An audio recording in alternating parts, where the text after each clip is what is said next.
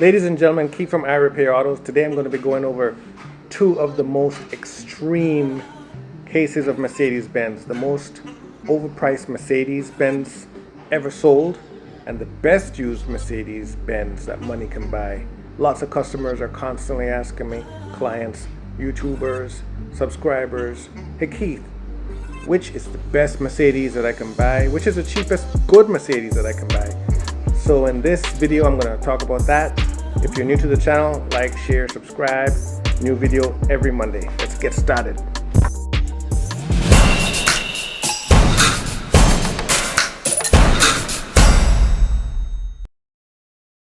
So it should come as no surprise that the most overpriced Mercedes that money can buy is the G-Wagon.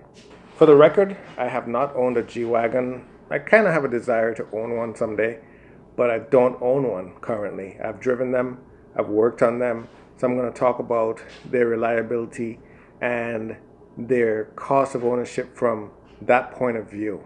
So the G-Wagon truck, also known as the M113 and the M273 engines found in the G-Wagon, as well as the 722.6 transmission, has been or have been in this vehicle from day one. And now I'm not saying that the G-Wagon truck is a bad vehicle.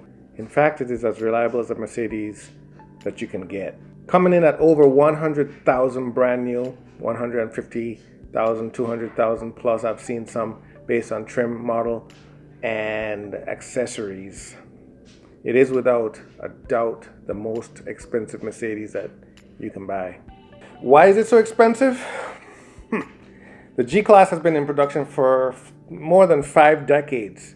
It is still built and looks the same as it did back then, with a couple changes to the trim, to the lights, and most of the modern changes are within the interior, better seats, heating, cooling, accessories built right into the leather, navigational upgrade, satellite, Bluetooth, radar detection, and all that. The technology has changed, but the overall truck, the engine, the transmission, the frame, the chassis, the body style has not changed for over 5 decades. What that means is Mercedes has been systematically improving this truck component by component in this vehicle lineup to make it as reliable can be. On the exterior of the truck, you'll find upgrades such as LED lighting, better brakes, a more robust exhaust system, better handling of terrain off of the software, traction control that's built right into the truck, as well as better alloy for the body, the frame, the paint, everything to make the truck last a very long time.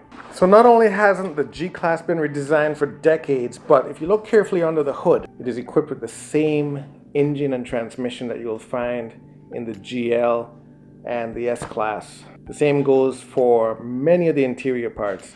The center console buttons, switches in the G-Class has been found, and you can easily swap them out with other models. For example, the G-Class interior has a lot of pieces copied out of the C-Class and the S-Class.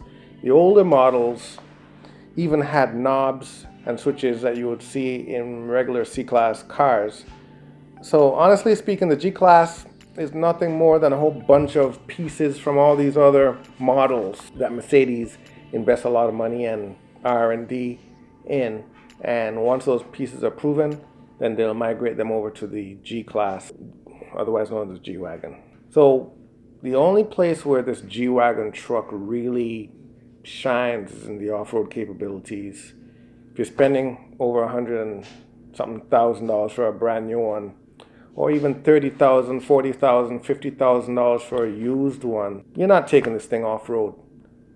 So with that said, the G-Class is clearly the model where Mercedes-Benz invests the least amount of money in research and development, and they sell it for more than the rest of the entire fleet. It is even more expensive than the top-of-the-line luxury S-Class and the GLS class. The G-Wagon makes the GL GLS look like a steal. So with that said, what's a bargain Mercedes-Benz? If the G-Wagon costs 150,000 plus, where can I go and get a really good, low cost, reliable Mercedes? And the cheapest one on the market today for the cheapest Mercedes goes to the R-Class.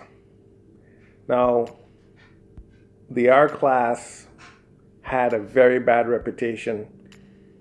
So bad that the price on these cars are shot. You can find them really cheap.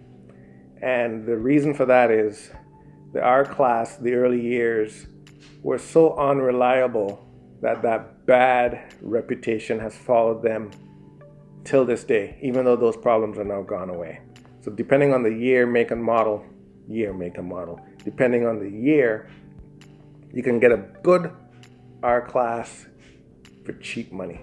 So why is the R-Class the best value Mercedes that you can get? First of all, it's based off of the GL class platform. It has many of the same features and the comfort of the big, luxurious GL class models.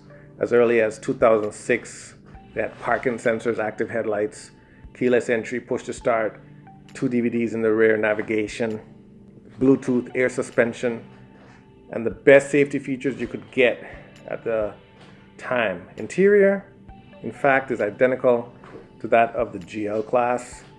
The exterior is another story though. A lot of people say that these R-Class Mercedes look like station wagons. I've heard them say it looks like a minivan. Some people call them jokingly hearses.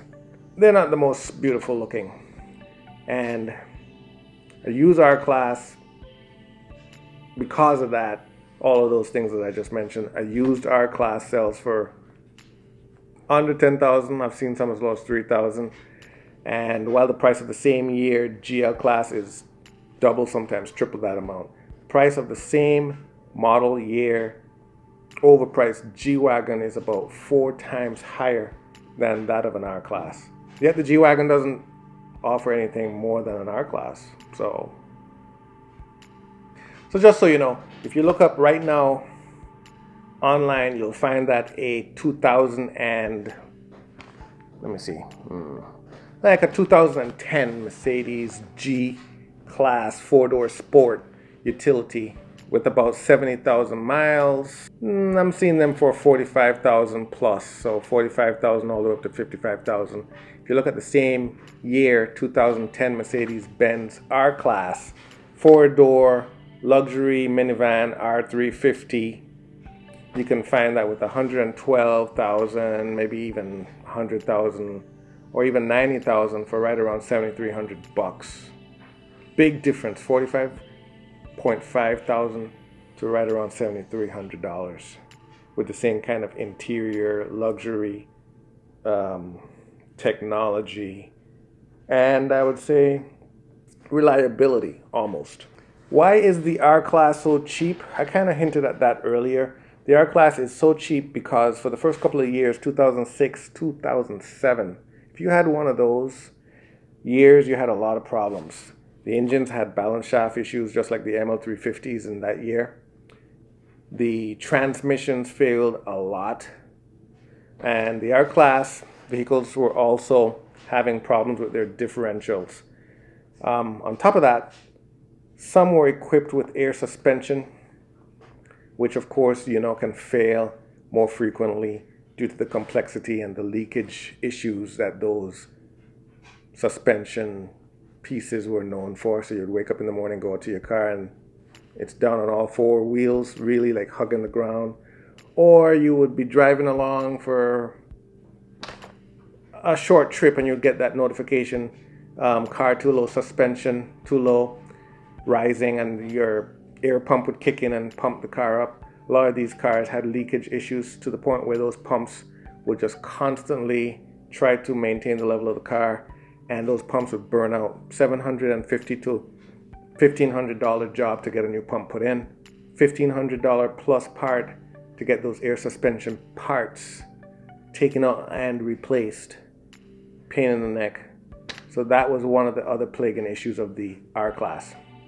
So if you're going to buy one of these R-Classes, what should you avoid? Do not buy a 2006, 2007, and the early 2008 R350s.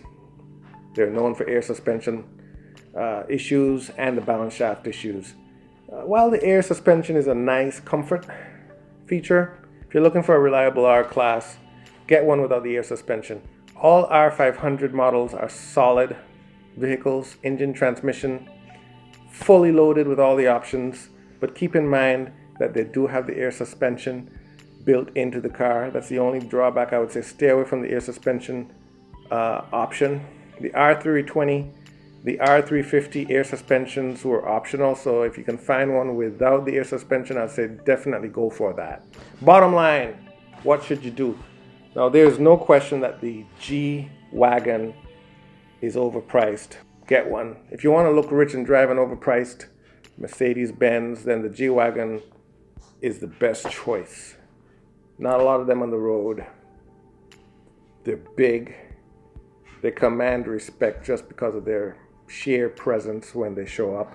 Enough said about that. If you're looking for the ultimate luxury SUV loaded with technology that very few vehicles have, skip the G-Class, get the GL Class or the new GL63 and AMG are way better choices than the G-Wagon anyway. So if you're gonna go ahead and get a Mercedes and you want a cheap, reliable one, get the GL Class instead of the G-Class. You'll save a lot of money. You will have comfort, technology, and reliability. And to be honest with you, those G trucks, they were very cool in the 1980s. And that's about it. Stay away from those high-priced ones unless you have the cash in the dough to splurge, or unless you find one at a really good deal. If you find a G-Wagon for a really good price, even though it's older, then yeah, you can get one. You can change the lighting system, LED upgrades, aftermarket pieces that's available online, and supporting. I'm guessing that you can go and get like a satellite radio aftermarket with Bluetooth and all that jazz. But why bother with all that? Get a newer, cheaper, as reliable R-Class. Don't forget to like, share, and subscribe. Send me questions. If you've watched this video to the end, post down below 1933. Peace.